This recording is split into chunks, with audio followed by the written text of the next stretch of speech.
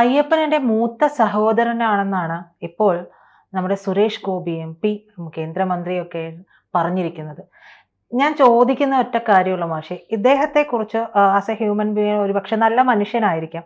അദ്ദേഹം പ്രതിനിധാനം ചെയ്യുന്ന ഒരു പാർട്ടിയുണ്ട്.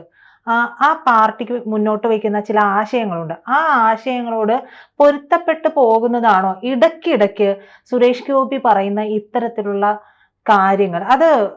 അത് പലർക്കും വിമർശനങ്ങൾക്കും വിധേയമാക്കാൻ വിട്ടുകൊടുക്കുകയല്ലേ ചെയ്യുന്നത്? അല്ല, സുരേഷ് ഗോപിയുടെ പല പ്രസ്താവനകളും അതിഭാവുകത്വത്തിൻ്റെ ഒരു പ്രകാശം പരന്നതാണ് എന്നാണ് എനിക്ക് തോന്നിയിട്ടുള്ളത്.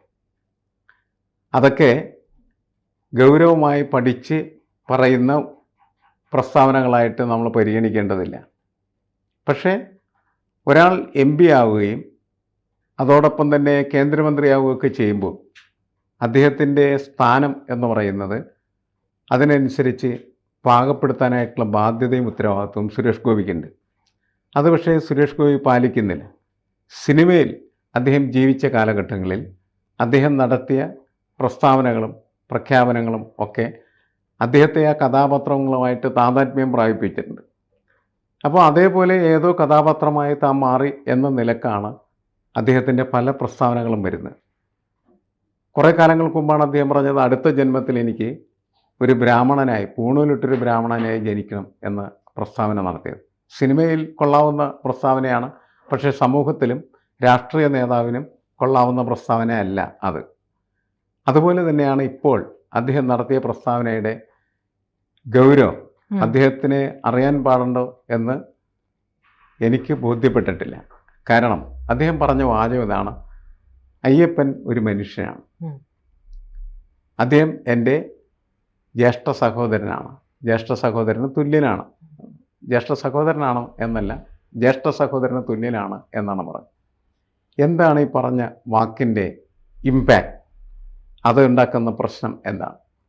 അത് കോടിക്കണക്കിന് വരുന്ന വിശ്വാസികൾ എന്ന് പറയുന്നത് നമ്മുടെ സമൂഹത്തിലെ ബഹുഭൂരിപക്ഷം വരുന്ന ജനസമൂഹം വിശ്വാസികളാണ്. വിശ്വാസമില്ലാത്തവരും വിശ്വാസവിരുദ്ധരും നിരീശ്വരവാദികൾ എന്നൊക്കെ പറഞ്ഞു, അവരൊക്കെ വളരെ വിരലിലെണ്ണാവുന്ന കുറച്ച് ആളുകൾ മാത്രമേ ഉണ്ടാവും. അപ്പോൾ ഏതാണ്ട് ബഹുഭൂരിപക്ഷം ആളുകളും വിശ്വാസികളാണ്. വിശ്വാസികൾ അവരുടെ മനസ്സിൽ, അവരുടെ ഹൃദയത്തിൽ കൊണ്ടു നടക്കുന്ന ഒരു ദൈവമാണ് അയ്യപ്പൻ. ആ അയ്യപ്പൻ മനുഷ്യനാണ് എന്ന് പ്രഖ്യാപിച്ചാൽ അത് ഈ വിശ്വാസികൾക്കുണ്ടാകുന്ന വലിയൊരു വിശ്വാസ തകർച്ചയുടെ പ്രശ്നമുണ്ട്. വിശ്വാസ തകർച്ചയാണ്, വലിയ വിശ്വാസ തകർച്ചയാണ്, വലിയ പ്രശ്നമാണ്. ചെറിയൊരു വിഷയമായിട്ട് ഒരിക്കലും ഇത് ചർച്ച ചെയ്യുന്നതിൽ അർത്ഥമില്ല എന്നുള്ളതാണ്. ഒരാൾക്ക് എന്തും പറയാം, പക്ഷേ അദ്ദേഹം കേന്ദ്രമന്ത്രിയും അതേപോലെ തന്നെ ഒരു നിയോജക മണ്ഡലത്തെ പ്രതിനിധീകരിക്കുന്ന ഒരു MP-യുമായിരിക്കുന്ന സമയത്ത് താൻ പറയുന്ന മുഴുവൻ വാക്കുകൾക്കും ഇവരോട് ഉത്തരവാദിത്വം പറയേണ്ടതുണ്ട്. അക്കൗണ്ടബിലിറ്റി എന്ന് പറയുന്നൊരു സാധനമുണ്ട്. അപ്പോൾ അങ്ങനെ പറയുമ്പോൾ എന്താണെന്ന് വെച്ച് കഴിഞ്ഞിട്ടുണ്ടെങ്കിൽ ഒരുപാട് മനുഷ്യരുടെ, കോടിക്കണക്കിന് മനുഷ്യരുടെ ദൈവത്തെ മനുഷ്യനായിട്ട് ചിത്രീകരിച്ചാൽ അതിൻ്റെ അപകടം എന്താണ് എന്ന് അദ്ദേഹത്തിന് മനസ്സിലാവുന്നില്ല എന്നാണ് തോന്നുന്നത്. കാരണം അത് ഈ വിശ്വാസികളുടെ വിശ്വാസത്തെ നെടുകെ കീറിപ്പിളർക്കുന്ന ഒരു പ്രക്രിയയാണ്. ശരിക്കും നമുക്കറിയാം, പല ആളുകളെയും മനുഷ്യരെയും ആൾദൈവങ്ങളായിട്ട് ചുമന്ന് നടക്കുന്ന സമൂഹമാണത്. അപ്പോൾ യഥാർത്ഥത്തിൽ ഒരു പഴയ നമ്മളുടെ ഒരു കാലഘട്ടത്തിൽ നിന്ന്, ഭൂതകാലത്ത് നിന്ന് ദൈവമായിട്ട് സങ്കല്പിച്ച് കൊണ്ടു നടക്കുന്ന വിഗ്രഹങ്ങളോ അതല്ലെങ്കിൽ ഡയറ്റുകൾ, ദൈവങ്ങളോ ഒക്കെ അതേപോലെ തന്നെ നിലനിർത്തി കൊണ്ടുപോകേണ്ടത് ഈ വിശ്വാസികളുടെ ആവശ്യമാണ്. ആ വിശ്വാസികളുടെ ആവശ്യത്തെയാണ്, വിശ്വാസികളുടെ ആഗ്രഹത്തെയാണ്, വിശ്വാസത്തെയാണ് ഇങ്ങനെയുള്ള പ്രയോഗങ്ങളിലൂടെ തച്ചുടച്ച് കളയുകയാണ് ചെയ്യുന്നത്. ശരിക്കും പറയാം, ഇപ്പോൾ ശബരിമലയിൽ അവിടെ കാണുന്ന കാഴ്ചകളൊക്കെ തന്നെ വിശ്വാസവുമായി ബന്ധപ്പെട്ട് നിൽക്കുന്നതാണ് മുഴുവനും. അപ്പോൾ മാത്രമാണ് അതിന് പ്രസക്തി. അല്ലാണ്ട് അതൊരു വെറുതെ കാടായിട്ടോ കാട്ടിലുള്ളൊരു അമ്പലമായിട്ടോ കണക്കാക്കപ്പെട്ട് കഴിഞ്ഞിട്ടുണ്ടെങ്കിൽ ഈ വിശ്വാസത്തിൻ്റെ എല്ലാവിധമായിട്ടുള്ള പ്രൗഢിയും നഷ്ടപ്പെട്ടു പോകും എന്നുള്ളതാണ് പ്രശ്നം. മറ്റ് ഒരുപാട് ക്ഷേത്രങ്ങളുണ്ടല്ലോ, ആ ക്ഷേത്രങ്ങളൊക്കെ ആളുകൾ പോകുന്നതിന് പകരമായിട്ട് അവരെല്ലാം ശബരിമലയിലേക്ക് പോകുന്നതിന് അതിനൊരു പ്രത്യേക വിശ്വാസത്തിൻ്റെ അടിത്തറയുണ്ട്. ആ വിശ്വാസത്തിൻ്റെ അടിത്തറയാണ് സുരേഷ് ഗോപിയുടെ യഥാർത്ഥത്തിൽ ചോദ്യം ചെയ്യുന്നത്. അത് ശരിയാണ്. നേരത്തെ സൂചിപ്പിച്ചതുപോലെ, പ്രജ സൂചിപ്പിച്ച പോലെ അതിനകത്തുള്ള ഒരു വിഷയം ഇതാണ്. അദ്ദേഹം പ്രതിനിധാനം ചെയ്യുന്ന ഒരു പാർട്ടി, ആ പാർട്ടിയുടെ അത് പ്രത്യേകിച്ച് എന്താണ് ഹിന്ദുത്വ വിശ്വാസവുമായി ബന്ധപ്പെട്ട് കിടക്കുന്ന ഒരു പാർട്ടി കൂടിയാണ് BJP എന്ന് പറയുന്ന സാധനം. അപ്പോൾ അവരെ സംബന്ധിച്ചിടത്തോളം ഇത് അവരെങ്ങനെയാണ് കാണുക എന്നുള്ളത് വലിയ പ്രശ്നമായിട്ടാണ് എനിക്ക് തോന്നുന്നത്. പക്ഷേ ശ്രദ്ധിച്ചില്ലെങ്കിൽ ഇതൊന്നൊരു വിഷയമല്ല.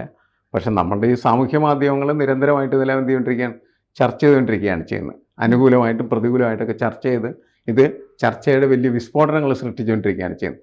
അങ്ങനെ വരുന്ന സമയത്ത് ഇതൊക്കെ വലിയ വിഷയങ്ങളായി മാറാനുള്ള സാധ്യതകൾ ഉണ്ട് എന്നാണ് എനിക്ക് തോന്നുന്നത്. ചിലപ്പോൾ അത് വിട്ടേക്കാം, പക്ഷെ എങ്കിലും അതിനകത്ത് ഇങ്ങനത്തെ ഒരു പ്രശ്നമുണ്ടല്ലോ. ശരിക്കും പറഞ്ഞ് ഇതിങ്ങനെ പറയാൻ പാടുണ്ടോ, അങ്ങനെ പറയുന്നത് ശരിയാണോ, ശരിയല്ല എന്നായിരിക്കും വിശ്വാസികളെല്ലാവരും എന്തായാലും വളരെ കൃത്യമായിട്ട് പറയുന്നത്. നമ്മളുടെ ഈ വിശ്വാസം താർന്നു പോകുന്നപ്പോൾ നമ്മൾ വിശ്വസിക്കുന്ന ഒരു ദൈവം വഴിയിൽ വെറുതെ നടക്കുകയും പ്രാകൃതമായിട്ടുള്ള വികൃതമായിട്ടുള്ള രീതിയിലുള്ള പ്രക്രിയകൾ ചെയ്യുകയോ നമുക്കിഷ്ടപ്പെടാത്ത രീതിയിലുള്ള ഏതെങ്കിലും പ്രവർത്തനത്തിൽ ഏർപ്പെടുകയൊക്കെ ചെയ്യുന്നതായിട്ട് നമ്മൾ കണ്ടാൽ നമുക്ക് നമ്മുടെ വിശ്വാസം അങ്ങനെ തന്നെ താർന്നരിപ്പണായി പോകും. അതിന് സമാനമായിട്ടുള്ള ഒരു പ്രവൃത്തിയാണത്. ഞാൻ മറ്റത് ഇങ്ങനെ കൃത്യമായിട്ടൊരു എക്സാമ്പിളിലേക്ക് കൊണ്ടുപോകാത്തത് അത് അപകടമാണെന്നുള്ള എൻ്റെ പേരിലാണ്. മനസ്സിലായി. അപ്പോൾ ഇദ്ദേഹത്തിന് എങ്ങനെ ഇത് പറയാനായിട്ട് കഴിയുന്നു? ഇതുകൊണ്ട് അപകടം ഇവർ തമ്മിൽ ഇത് മിക്കവാറും അവർ ചോദ്യം ചെയ്യാൻ സാധ്യത കൂടുതലാണ്. ശരിക്കും അദ്ദേഹം പറഞ്ഞ ഒരു കാര്യം മുൻപ് പറഞ്ഞത് ഒരു ബ്രാഹ്മണനായി ജനിക്കണം. അത് അദ്ദേഹം പറഞ്ഞത് ഒരുപക്ഷെ അദ്ദേഹത്തിന്റെ വിശ്വാസവുമായി ബന്ധപ്പെട്ട, കാരണം അയ്യപ്പനെ അവിടെ കയറി നിന്ന് അത്രയും അടുത്ത് പൂജ ചെയ്യുന്ന അത്രയും അടുത്ത് കാണാമെന്നുള്ളൊരു വിശ്വാസത്തിന്റെ പുറത്തായിരുന്നു ആ സ്റ്റേറ്റ്മെന്റ്. നേരെ തിരിച്ച് കുറച്ച് കഴിയുമ്പോൾ അദ്ദേഹം പറയുന്നത് അയ്യപ്പൻ മനുഷ്യനായിരുന്നു. ഒരുപക്ഷെ അതാണ് പന്തളവുമായി ബന്ധപ്പെട്ടുള്ള കഥകളും ചരിത്രവും പറയുമ്പോൾ അയ്യപ്പൻ ഉണ്ടായിരുന്നു, അങ്ങനെ ഒരു മനുഷ്യൻ ഉണ്ടായിരുന്നു എന്നുള്ള തലത്തിലേക്ക് എത്തുന്നുണ്ട്. പക്ഷെ അവിടെ ഇരിക്കുന്നത് ധർമ്മശാസ്താവാണ്. അപ്പൊ അതിന്റെ ചരിത്രവുമായി ഇഴകീറിയൊക്കെ നമ്മൾ പരിശോധിക്കാൻ പോയാൽ നമ്മുടെ ഇപ്പോഴത്തെ ഒരു യുക്തിയുമായി ചേർന്ന് ഒരുപാട് വിവാദങ്ങളൊക്കെ ഉണ്ടാകാനുള്ള സാധ്യതയുണ്ട്. എന്നിരുന്നാൽ പോലും അയ്യപ്പനെ പൂജിക്കാനായിട്ട് ഞാനൊരു ബ്രാഹ്മണനായി ജനിക്കണമെന്ന് പറഞ്ഞ അതേ MP, അതേ കേന്ദ്രമന്ത്രി പറയുകയാണ് അയ്യപ്പൻ മനുഷ്യനായിരുന്നു, എൻ്റെ മൂത്ത സഹോദരനായിരുന്നു എന്ന് പറയുന്നതിലൊരു ഔചിത്യക്കുറവില്ലേ?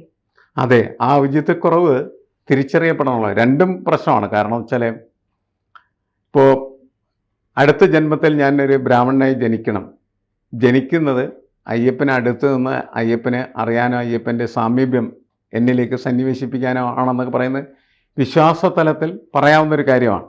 പക്ഷേ അതിൻ്റെ ഒരു മറ്റൊരു വശം, അതിൻ്റെ ഒരു സോഷ്യൽ കണ്ടക്സ്റ്റ് എന്ന് വെച്ച് കഴിഞ്ഞിട്ടുണ്ടെങ്കിൽ ഇത് പുനർജന്മ വിശ്വാസമായിട്ട് ബന്ധപ്പെട്ട് കിടക്കുന്ന ഒന്ന്.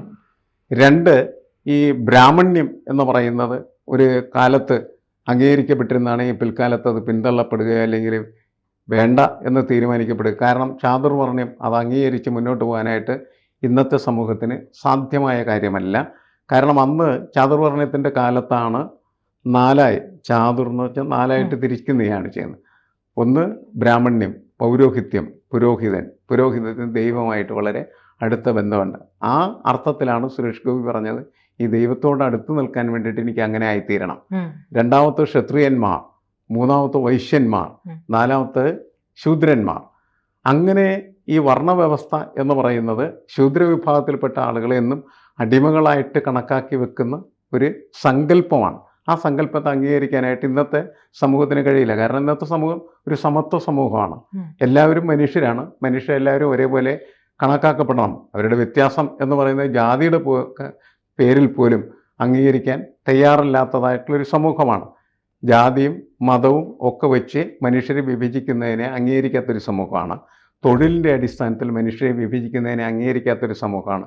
മനുഷ്യൻ്റെ ഒരു ഇക്വാലിറ്റി ഇന്നത്തെ കാലഘട്ടം എന്ത് ചെയ്യുന്നുണ്ട്, വളരെ കൂടുതലായിട്ട് പ്രൊമോട്ട് ചെയ്യാൻ ആഗ്രഹിക്കുന്നുണ്ട്. അങ്ങനെ ഇരിക്കുന്ന സമയത്ത് സുരേഷ് ഗോപിയുടെ ഈ പ്രസ്താവന എന്ന് പറയുന്നത് വളരെ നമുക്ക് പറയാവുന്നൊരു നല്ല ഒരു ഭാഷ വെച്ച് പറഞ്ഞു കഴിഞ്ഞിട്ടുണ്ടെങ്കിൽ വളരെ മോശമായിട്ടുള്ള ചിന്താഗതിയുടെ ഒരു പ്രതിധ്വനിയായിട്ട് കണക്കാക്കപ്പെടുകയുള്ളൂ. അതാണ് ആ ഒരു വശം. അതിൻ്റെ സോഷ്യൽ ആസ്പെക്റ്റ് എന്ന് പറഞ്ഞാൽ അതാണ്. മറ്റേ വിശ്വാസതലത്തിൽ അത് ന്യായീകരിക്കപ്പെട്ടു. അതേ വിശ്വാസതലത്തിൽ വെച്ച് നമ്മൾ പരിശോധിക്കുന്ന സമയത്താണ് ഇവിടെ എന്ത് ചെയ്തിരിക്കുന്നത്, അദ്ദേഹം ഒരു മനുഷ്യനായിരുന്നു എന്ന് പ്രഖ്യാപിക്കുന്നു. രണ്ടാമത് എൻ്റെ സഹോദരനെ പോലെയാണ് എന്ന് പറഞ്ഞാൽ രണ്ട് അർത്ഥമാണല്ലോ. ഒന്ന് അയ്യപ്പനെ താഴെ കൊണ്ടുവന്ന് മനുഷ്യനാക്കുക, രണ്ടാമത് സുരേഷ് ഗോപിയെ മുന്നോട്ട് കൊണ്ടുപോയി ദൈവമാക്കുക. ആ രണ്ട് കാര്യങ്ങളാണ് അതിൻ്റെ അകത്ത് നടക്കുന്നത്. രണ്ടും ആർക്കും അംഗീകരിക്കാൻ പറ്റുന്ന കാര്യമല്ല. പ്രത്യേകിച്ച് വിശ്വാസികളെ സംബന്ധിച്ചിടത്തോളം വിശ്വാസം നിലനിൽക്കുന്നത് എങ്ങനെയാണ്? വിശ്വാസം നിലനിൽക്കുന്നത് അതിന് ഒരു റിയാലിറ്റിയുമായി ബന്ധപ്പെട്ട ഒരു അവസ്ഥയുണ്ട്. എന്ന് വെച്ചാൽ ഒരു അതീത യാഥാർത്ഥ്യമാണ് ശരിക്കും പറഞ്ഞത്. അങ്ങനെ ഇരിക്കുന്ന സമയത്ത് മാത്രമാണ് അതിനൊരു പ്രസക്തിയുള്ളൂ. അതല്ല അദ്ദേഹം വെറും നമ്മളുടെ നാട്ടിൽ നടക്കുന്ന ഒരു അയ്യപ്പനാണ് എന്നൊക്കെ പറഞ്ഞു കഴിഞ്ഞാൽ വിശ്വാസികളെ സംബന്ധിച്ചിടത്തോളം അത് ഉൾക്കൊള്ളാനായിട്ട് ഒരിക്കലും അവർക്ക് കഴിയില്ല. ഈ ഒരു വൈരുദ്ധ്യത്തെ കൃത്യമായിട്ട് തിരിച്ചറിഞ്ഞ് സുരേഷ് ഗോപി ഇനി തുടർന്ന് വരുന്ന കാര്യങ്ങളിലെല്ലാം ഇടപെടുമ്പോൾ പറയുന്ന വാക്ക് വെറുതെ നമുക്ക് അങ്ങനെ പോയിരുന്നിട്ട് പാർട്ടിയെ കൂടി വലിച്ചിഴക്കുന്ന അല്ല, പാർട്ടി സ്വാഭാവികമായിട്ട് പാർട്ടിക്ക് ഉത്തരവാദിത്വം ഉണ്ടാവില്ല, പാർട്ടിക്കും പ്രശ്നമായിട്ട് വരില്ല. ഇതൊക്കെ പാർട്ടിക്ക് അതീതനല്ലല്ലോ മന്ത്രിയായാലും അല്ല, അങ്ങനെ സുരേഷ് ഗോപി എന്താണ് എന്നറിഞ്ഞിട്ടാണല്ലോ സുരേഷ് ഗോപിനെ അവർ മന്ത്രിയാക്കുകയും അതേപോലെ തന്നെ MP ആക്കുകയൊക്കെ ചെയ്യുന്നതിന് വേണ്ടിയിട്ട് തിരഞ്ഞെടുക്കുന്നത്. അതിൽ പ്രശ്നമില്ല. അദ്ദേഹം ഒരു സിനിമയിൽ അല്ല, അദ്ദേഹത്തിൻ്റെ ഒരു ഐഡൻറ്റിറ്റി എന്ന് പറഞ്ഞാൽ സിനിമക്കാരൻ എന്നുള്ളതാണ്. ആ സിനിമക്കാരൻ എന്ന് പറയുന്ന ഒരു ഐഡൻറ്റിറ്റിയിൽ നിന്ന് അദ്ദേഹം മാറുന്നത് രാഷ്ട്രീയത്തിലുള്ള അദ്ദേഹത്തിൻ്റെ ഇടപെടലിൻ്റെ അടിസ്ഥാനത്തിലാണ്. അപ്പം ഇദ്ദേഹത്തിൻ്റെ ഒരു ട്രാൻസ്ഫോർമേഷൻ ഉണ്ടെങ്കിൽ ഒരു സംക്രമണം എന്തിൽ നിന്ന് എന്തിലേക്കുള്ളത്, സിനിമാക്കാരൻ നിന്ന് രാഷ്ട്രീയക്കാരനിലേക്ക്, അത് ഭംഗിയായിട്ട് പൂർത്തീകരിക്കപ്പെടാത്തതിൻ്റെ ഫലമായിട്ടാണ് ഇങ്ങനെ ഇടക്കിടക്കുള്ള ചില അവശബ്ദങ്ങൾ എന്ന് വേണമെങ്കിൽ വിശേഷിപ്പിക്കാവുന്ന വാചകങ്ങൾ അദ്ദേഹത്തിൽ നിന്ന് പുറത്തേക്ക് വരുന്നത് എന്ന് സമൂഹം തിരിച്ചറിയേണ്ടതാണ്. സമൂഹത്തിനും അതിൻ്റെ അകത്തൊരു ഉത്തരവാദിത്വമുണ്ട്. ഓരോരുത്തരിൽ നിന്ന് നമ്മൾ പ്രതീക്ഷിക്കുന്ന കാര്യം എതിരാളികൾക്ക് പലതും പറയാം. നമ്മൾ പക്ഷേ സസൂക്ഷ്മതിനെ വിശകലനം ചെയ്യാനും മനസ്സിലാക്കാനും ശ്രമിക്കുന്ന സമയത്ത് ഇദ്ദേഹത്തിൻ്റെ പരിമിതികൾ, ലിമിറ്റേഷൻസ് ഉണ്ട്. സിനിമയുടെ തലത്തിൽ നിന്നിരുന്ന ഒരാൾ രാഷ്ട്രീയത്തിൻ്റെ തലത്തിലേക്ക് വരുന്ന സമയത്ത് സംഭവിക്കുന്നതായിട്ടുള്ള പ്രശ്നങ്ങളാണ് ശരിക്കും പറഞ്ഞത്. അതങ്ങനെ കാണാനും വിലയിരുത്താനും കൂടി കഴിയേണ്ടതാണ്. ഒപ്പം അതൊന്നും ശരിയല്ല എന്ന് നമുക്ക് മനസ്സിലാവുകയും അദ്ദേഹത്തെ മനസ്സിലാക്കി കൊടുക്കാനായിട്ട് ശ്രമിക്കുകയും ചെയ്യേണ്ട ഒരു ആവശ്യം കൂടി ഇതിൻ്റെ പിന്നിലുണ്ട് എന്നാണ് എനിക്ക് തോന്നുന്നത്. എങ്കിൽ നമുക്ക് ശരിക്കും സുരേഷ് ഗോപിയെ അനലൈസ് ചെയ്യാനായിട്ട് കഴിയും. കൂടുതൽ വാർത്തകളും വിശേഷങ്ങളും നിങ്ങളിലേക്ക് എത്താൻ ABC മലയാളം സബ്സ്ക്രൈബ് ചെയ്യുക, ബെൽ ബട്ടണും അമർത്തുക.